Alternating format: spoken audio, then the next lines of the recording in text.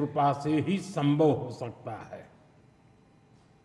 और मेरे लिए तो जनता जनार्दन ही ईश्वर का रूप है।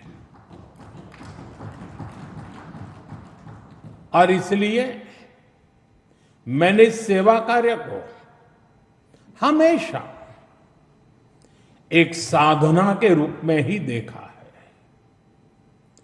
और ये साधना भी एकाकी नहीं रही है, ये एक सामूहिक यज्ञ है जिसमें आप सब ने और अनेकों साथियों ने कर्तव्य भाव से अपना योगदान दिया है। मैं आज इस यात्रा के ऐसे सभी साथियों के प्रति भी अपना आभार प्रकट करता हूं। साथियों, इस अवसर पर एनडीए परिवार के सदस्यों ने एक रिजोल्यूशन भी पेश किया है। ये आप सबकी आत्मीयता और उदारता है, क्योंकि मैं इस यात्रा को अपनी व्यक्तिगत उपलब्धि नहीं मानता हूं। ये हर दृष्टिकोण से हम सबकी सामूहिक उपलब्धि है। ये एनडीए के हर घटक दल की एक समान उपलब्धि है।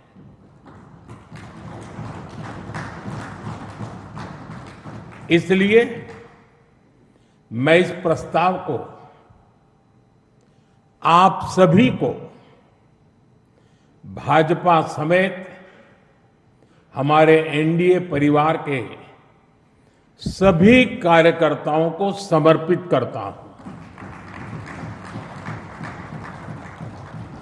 साथियों, भारत की जनता का निरक्षीर विवेक हमेशा अद्भुत रहा है।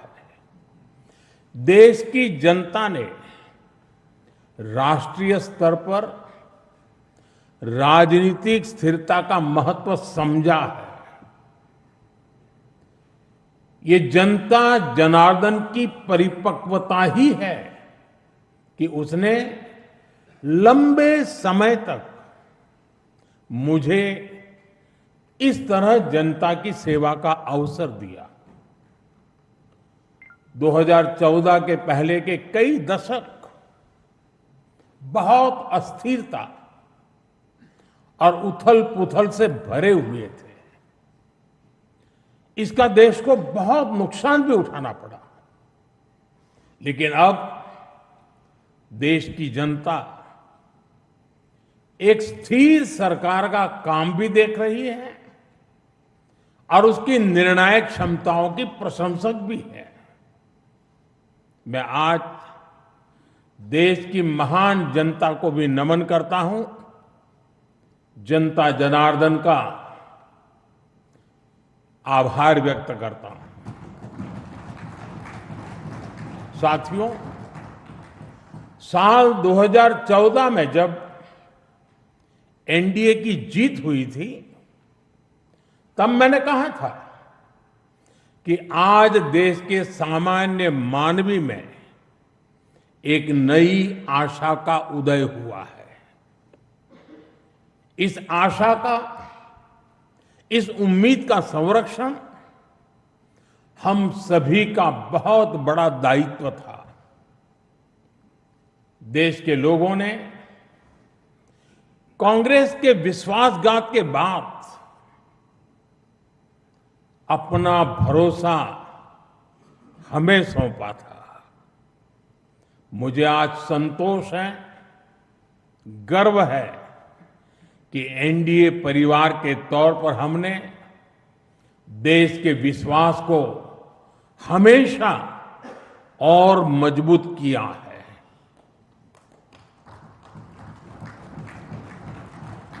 2014 में आशा का उदय होता सूरज आज नए आत्मविश्वास के प्रकाश पुंज में बदल गया है। भारत के लोगों ने पहली बार ये देखा है कि जब सही नीयत से सरकार चलती है तो तेज गति से विकास भी होता है। एनडीए सरकार के इन 12 वर्षों में 25 करोड़ से ज्यादा लोगों का गरीबी से बाहर निकलना ये दिखाता है कि हमारी नीतियां सही हैं, हमारी दिशा सही है। ये सफलता आज देश के हर उस व्यक्ति को एक भरोसा देती है कि एक न एक दिन उसका संघर्ष भी खत्म होगा, एक दिन उसके सपने भी पूरे होंगे। और मैं मानता हूं कल जो गरीब था आज जो न्यू मिडिल क्लास बना है उसे अब हमें पीछे नहीं होने देना है। इसलिए सरकार के नाते, जनप्रतिनिधि के नाते हमें दिन रात काम करना है, परिश्रम की पराकाष्ठा करनी है। और इस संकल्प के साथ कि 140 करोड़ का ये देश हमसे जो उम्मीदें लगाए बैठा है वो जरूर पूरी हो। भारत का युवा, भारत की नारी शक्ति, भारत का मध्यम वर्ग, भारत के किसान, सबकी आकांक्षाएं, उनकी एस्पिरेशंस हमें पूरी करनी है। आज देश का हर नागरिक विकसित भारत के सपने से भरा हुआ है। विकसित भारत का सपना अब किसी एक व्यक्ति का नहीं रहा, किसी सरकार का नहीं रहा, किसी दल का नहीं रहा। देश के जन जन का सपना बन चुका है, संकल्प बन चुका है। और इस सपने की पूर्ति के लिए हमें अपना हर पल समर्पित करना है। साथियों, एनडीए के 12 वर्षों की एक बड़ी सफलता यह भी है कि देश कांग्रेस के कुचक्र से आजाद हुआ है। कांग्रेस ने देश को लाचारगी, बेचारगी और हीन भावना के गर्त में गिरा दिया था। देश को यही एहसास कराया जाता था कि भारत में विकास धीरे धीरे ही होता है, भारत में तेज विकास संभव ही नहीं है। और बड़ी ही चतुराई से इस धीमी विकास को एक नाम दिया था, हिंदू ग्रोथ रेट। यानी कार्यशैली कांग्रेस की, दायित्व कांग्रेस का, विफलता कांग्रेस की, लेकिन कलंक देश की बड़ी हिंदू आबादी के नाम लगाया गया। जबकि असल में इस कुसंस्कृति का नाम होना चाहिए था कांग्रेस ग्रोथ रेट।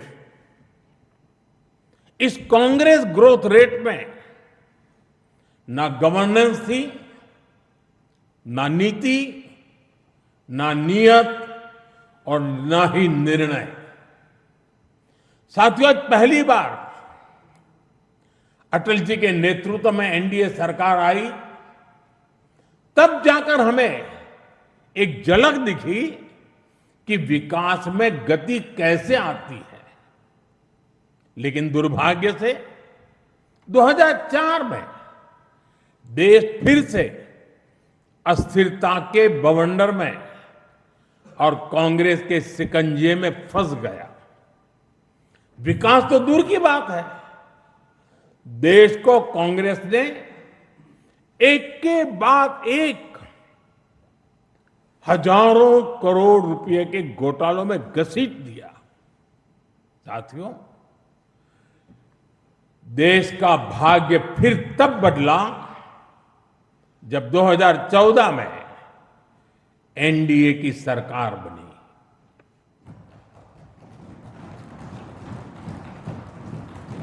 देश ने देखा कि जब नियत, नीति और निर्णय तीनों एक साथ काम करते हैं तो विकास की गति कैसी होती है। देश ने देखा कि जो काम दशकों में होते थे वो काम महीनों में होने लगे। 2014 में 74 एयरपोर्ट से 2026 में 160 से अधिक एयरपोर्ट तक, 2014 में 1000 किलोमीटर एक्सप्रेसवे से 2026 में 6700 किलोमीटर एक्सप्रेसवे तक, 2014 में सिर्फ 5 शहरों में मेट्रो से 2026 में 20 से ज्यादा शहरों में मेट्रो तक, 2014 में 700 करोड़ रुपए डिफेंस एक्सपोर्ट से 2026 में 23,000 करोड़ रुपए के डिफेंस एक्सपोर्ट तक। देश ने बहुत लंबी यात्रा तय की है। साथियों, 2014 में देश में केवल 25 करोड़ इंटरनेट यूजर थे। आज 100 करोड़ से अधिक यूजर इंटरनेट से जुड़े हैं। 2014 में डिजिटल पेमेंट्स ना के बराबर थे। आज भारत डिजिटल ट्रांजैक्शन में नंबर 1 देश है। 2014 में भारत अपनी जरूरत का ज्यादातर मोबाइल बाहर से मंगाता था।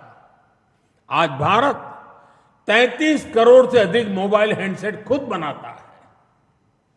2014 में सोलर क्षमता केवल 2.5 गीगावाट थी। आज यह 150 गीगावाट से अधिक है। 2014 में एथेनॉल ब्लेंडिंग केवल 1.5% था।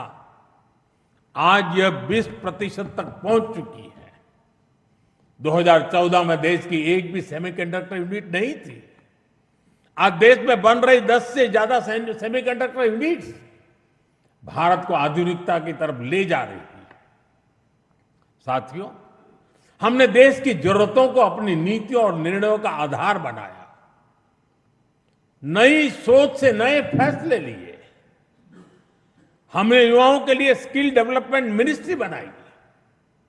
सहकारी क्षेत्र को मजबूती देने के लिए अलग कोऑपरेटिव मिनिस्ट्री बनाई।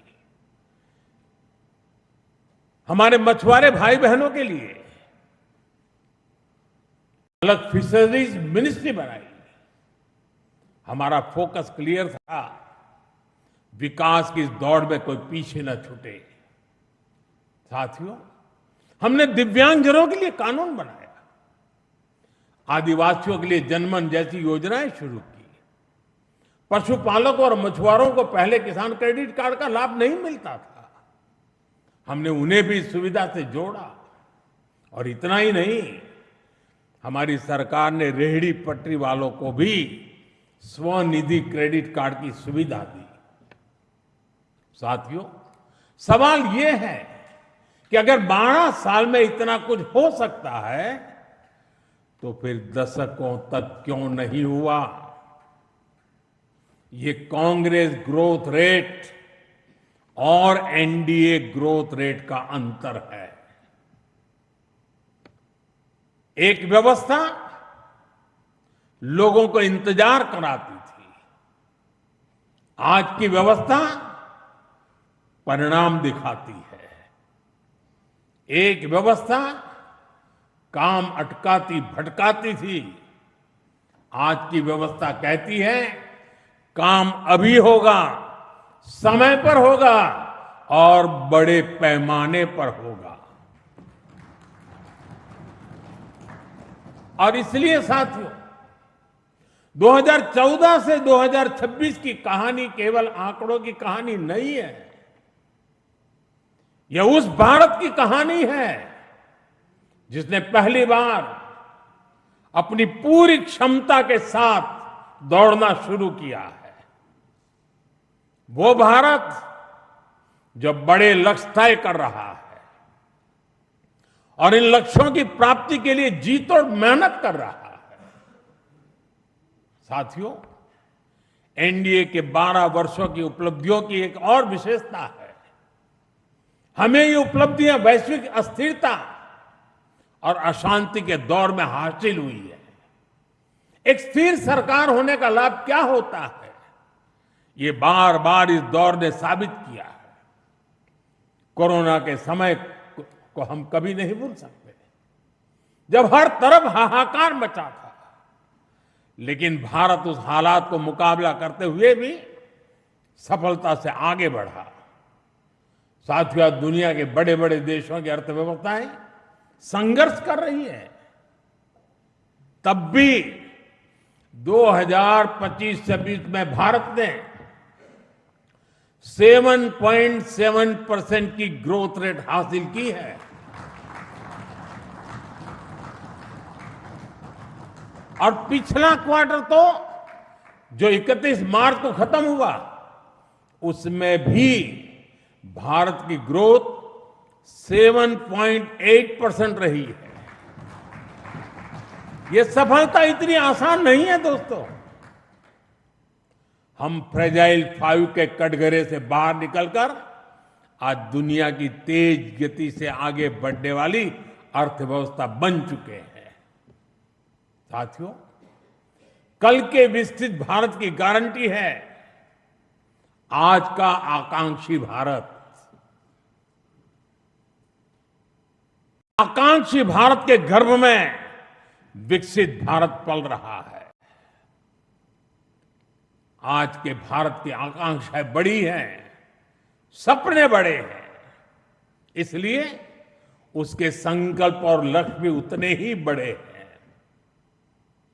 देश की इन आकांक्षाओं का वाहक हमारा मिडिल क्लास है, नियो मिडिल क्लास है।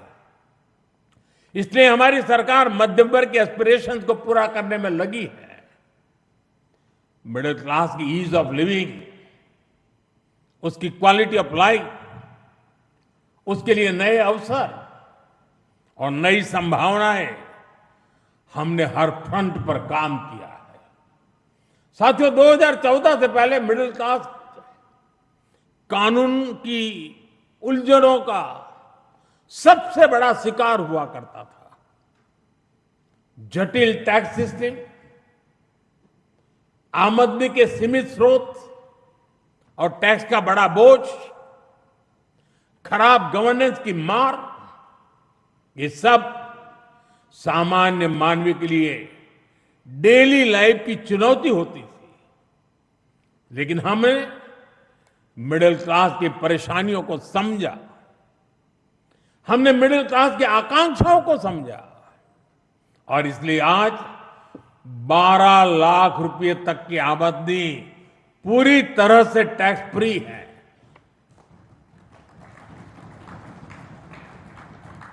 आज देश में सरल और फेसलेस टैक्स सिस्टम है। अच्छे इंफ्रास्ट्रक्चर से उनका जीवन आसान हुआ है। साथियों, बीते 12 वर्षों में मिडिल क्लास परिवार के बच्चों के लिए हर क्षेत्र में नए अवसर बने हैं। मध्यम वर्ग के घर का सपना पूरा हो सके, सरकार इसमें भी मदद कर रही है। घर में इलाज के खर्च का बोझ कम हो, इसके लिए आयुष्मान भारत योजना में बिना आय सीमा के बुजुर्गों को भी शामिल किया गया है। जीएसटी रिफॉर्म का भी बहुत बड़ा लाभ देश के मध्यम वर्ग को हुआ है। उसके लिए हेल्थ इंश्योरेंस सस्ता हुआ है। उसके सपनों से जुड़ी चीजें सस्ती हुई है। इन प्रयासों का परिणाम है कि आज देश का मिडिल क्लास अनिश्चितताओं से मुक्त हो रहा है। वो भरपूर आत्मविश्वास के साथ देश की विकास यात्रा को गति दे रहा है। साथियों, हमारे लिए दल से हमेशा अगर बड़ा कुछ है तो हमारा देश है। दल से बड़ा देश है। और जब नेशन फर्स्ट, देश प्रथम की भावना से काम होता है तो कोई भी निर्णय कठिन नहीं होता। इसलिए ऐसे फैसले जिन्हें पहले असंभव समझा जाता था, जो देश के सुरक्षित भविष्य के लिए अनिवार्य थे, हमने बहुत ही सधे हुए तरीके से उन फैसलों को भी लिया। पहले सरकारें आर्टिकल 370 की बात करने से डरती थी। हमने उसे खत्म करके पूरे देश में एक संविधान लागू किया। पहले नॉर्थ ईस्ट से बम, बंदूक और ब्लॉकेट जाने का नाम नहीं लेते थे। हमने नॉर्थ ईस्ट में शांति भी लौटाई और स्थिरता भी लेकर आई।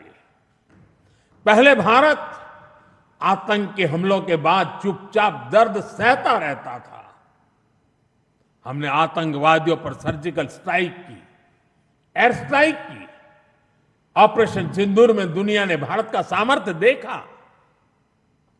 साथियों, पहले मान लिया गया था कि नक्सलवाद, माओवाद अब कभी नहीं खत्म होने वाले हैं, कभी खत्म हो ही नहीं सकते। हमने देश को नक्सलवाद, माओवाद के उस जहर से मुक्त करके दिखाया है। साथियों, महिलाओं को आरक्षण, 3 तलाक के खिलाफ कानून, सीएए का कानून, भारतीय न्याय संहिता, सैनिकों को 1 रैंक 1 पेंशन। एनडीए सरकार राष्ट्रहित में कोई भी काम करने से पीछे नहीं रही और हम सभी को इस बात पर गर्व है। मैं आज देश को फिर आश्वस्त करूंगा, देश हित के बड़े फैसलों का ये सिलसिला और भी तेज होगा, तेज गति से आगे बढ़ेगा।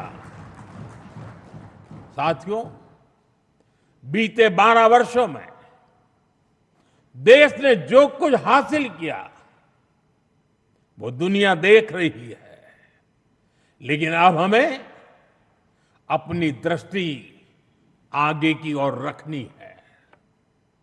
हमें 2047 के लक्ष्य को देखते हुए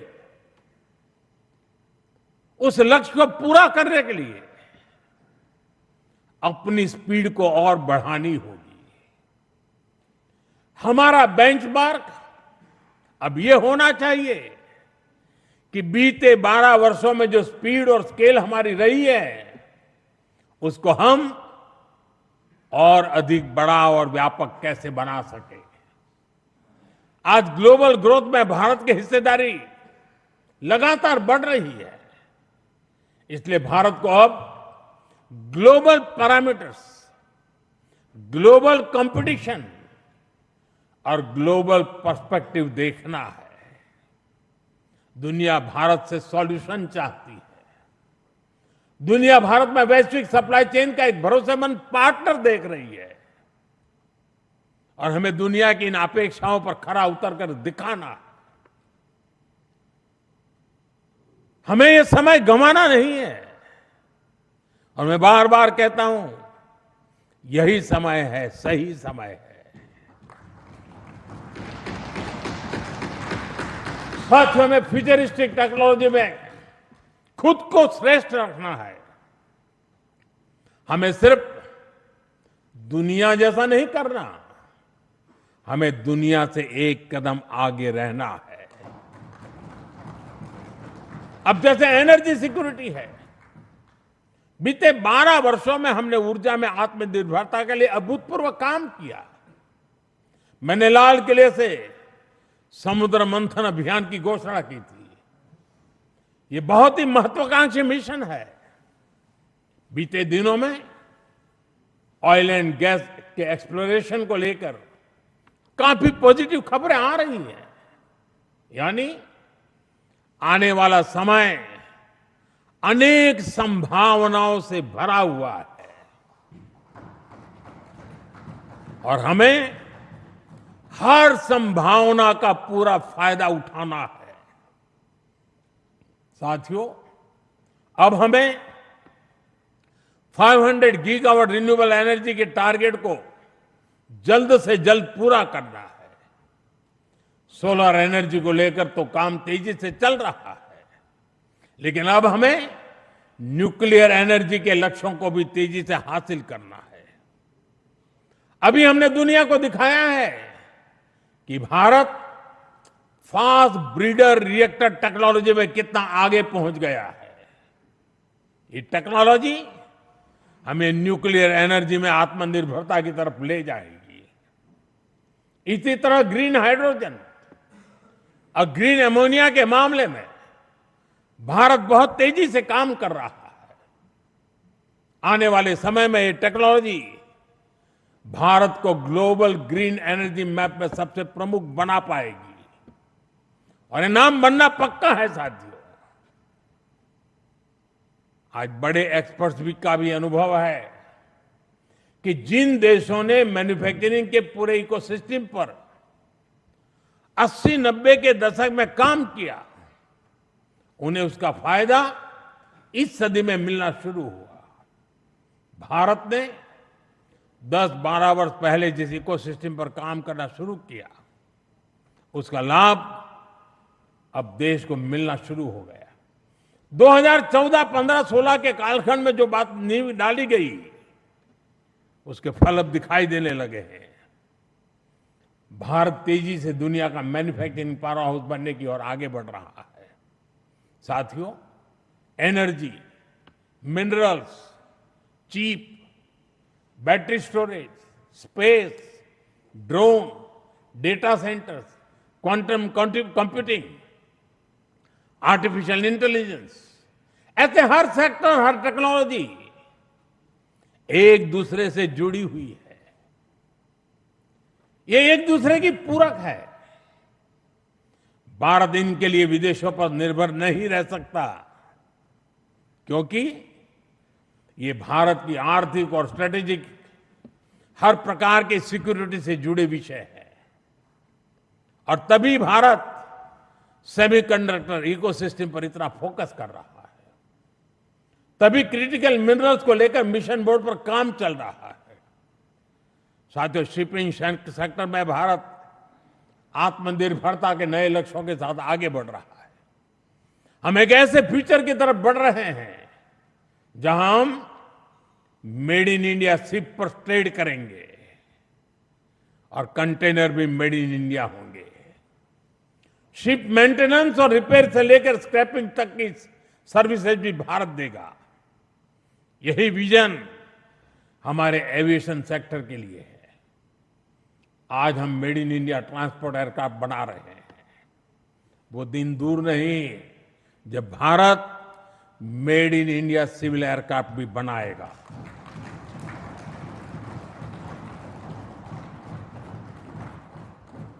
देशवासी मेड इन इंडिया विमान में ही यात्रा करेंगे, वो दिन मैं देख रहा हूं दोस्तों। साथियों, ये सदी टेक्नोलॉजी की है, डेटा की है। आज विश्व के सबसे बड़े और आधुनिक डेटा सेंटर्स भारत में बन रहे हैं। यही भारत की ग्लोबल सप्लाई और वैल्यू चेन का मजबूत पिलर बनाएगी। हमने यूपीआई के माध्यम से दुनिया को दिखाया है कि भारत कम से कम और कम से कम समय में टेक्नोलॉजी का इतना विस्तार कर सकता है। हमने दिखाया है कि हमारे युवाओं का सामर्थ्य क्या है। अब एआई, डीप टेक और एडवांस टेक्नोलॉजी में हमारे युवा नया दमखम दिखाने के इरादे से आगे बढ़ रहे हैं। साथियों, आने वाले समय में दो और सेक्टर्स में भारत का सामर्थ्य पूरी दुनिया देखेगी। ये सेक्टर है टूरिज्म और स्पोर्ट्स। ये दोनों भारत की इकोनॉमी के मजबूत पिलर बनेंगे। विशेष रूप से कॉन्फ्रेंस, एग्जीबिशन और कॉन्सर्ट के मामले में भारत एक ग्लोबल डेस्टिनेशन बनने के लिए अब पूरी तरह सज रहा है। आधुनिक इंफ्रास्ट्रक्चर से सेक्टर को बहुत पुश मिलेगा और स्पोर्ट्स में तो भारत के युवा कमाल का प्रदर्शन कर रहे हैं और हर दिन उनकी परफॉर्मेंस निखरती जा रही है। भारत दुनिया की बिगेस्ट स्पोर्ट्स लीग की धरती बनता जा रहा है। आने वाले सालों में हमारी ये खाती और बुलंद होगी। ओलंपिक्स के लिए हमारी तैयारियां भी भारत की एस्पिरेशन का ही प्रतिबिंब है। हमें छोटा नहीं सोचना है, हमें लक्ष्य ऊंचे रखने हैं और उन्हें प्राप्त करने के लिए पूरी ताकत लगा देनी है। साथियों, आज भारत रिफॉर्म एक्सप्रेस पर सवार होकर तेजी से आगे बढ़ रहा है। हमारे लिए रिफॉर्म कोई कंपल्सन नहीं है, रिफॉर्म हमारा कन्विक्शन है।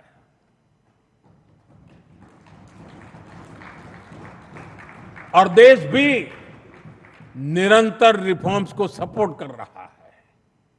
साथियों, देशवासियों की सहभागिता की हमारी बहुत बड़ी शक्ति है। ये 12 वर्ष सरकार और समाज की सहभागिता का उत्सव मनाने वाले रहे हैं। बीते 12 वर्षों में मैंने जो भी सहयोग देश से मांगा, देशवासियों ने दिल खोल करके साथ दिया है। मैंने स्वच्छता का आग्रह किया तो पूरा देश निकल पड़ा। मैंने देश से डिजिटल पेमेंट अपनाने के लिए आह्वान किया तो भारत रियल टाइम ट्रांजैक्शन में दुनिया में सबसे आगे निकल गया। मैंने कोरोना महामारी के दौरान एकजुटता का, संयम का आग्रह किया तो देश ने एकजुट होकर उस महामारी का सामना किया। जनता ने कभी हमें निराश नहीं किया। साथियों, आने वाले समय में भी इसी जन विश्वास और जन भागीदारी के साथ हमें आगे बढ़ना है। सबका साथ, सबका विकास, सबका विश्वास और सबका प्रयास, ये हमारा मंत्र रहा है। सबका प्रयास ही विकसित भारत के निर्माण की असली ऊर्जा है। हमें हर राज्य, हर शहर, हर गांव को जोड़ना है। अब समय आ गया है कि राज्यों के बीच नई प्रकार की तंदुरुस्त स्पर्धा, स्वस्थ स्पर्धा हो। स्पर्धा इस बात की हो कि कौन सा राज्य सबसे तेजी से $1 ट्रिलियन इकोनॉमी बनता है। स्पर्धा इस बात की हो कि कौन सा शहर इनोवेशन का सबसे बड़ा केंद्र बनता है। स्पर्धा इस बात की हो कि कौन सा क्षेत्र रोजगार सृजन में सबसे आगे निकलता है। भारत की प्रगति राज्यों की ऐसी प्रगति से ही होने वाली है। आइए अगले दशक को उपलब्धियों के साथ साथ श्रेष्ठता का भी दशक बनाएं। आइए राजनीति की स्पर्धा से ऊपर उठकर विकास की स्पर्धा को राष्ट्रीय संस्कार बनाएं। 12 वर्षों की यात्रा उपलब्धियों की रही है। आने वाले वर्ष और भी नई सिद्धियों के होंगे, और भी बड़ी सिद्धियों के होंगे। इसी विश्वास के साथ आप सभी का मैं फिर से अंतःकरण पूर्वक आपके साथ सहयोग, समर्थन के लिए आभार व्यक्त करता हूं। मैं सर झुका करके देश के कोटि कोटि नागरिकों को नमन करता हूं। उनके आशीर्वाद ने हमें एक ऊर्जा दी है, शक्ति दी है, प्रेरणा दी है, प्रोत्साहन दिया है। ये जनता जनार्दन के चरणों में सर झुका करके प्रणाम करते हुए आइए एक नए विश्वास के साथ हर संकल्प को पूरा करने के सामर्थ्य को जुटाते हुए हम चल पड़े। देशवासियों के सपनों को हमारे संकल्प बनाएं। हमारा पल पल देशवासियों के संकल्पों की साकार करने की यात्रा का अहम पड़ाव बनता चले। इसी भावना के साथ देशवासियों के ऊपर पूरा भरोसा करते हुए आओ निकल पड़े। बहुत बहुत धन्यवाद।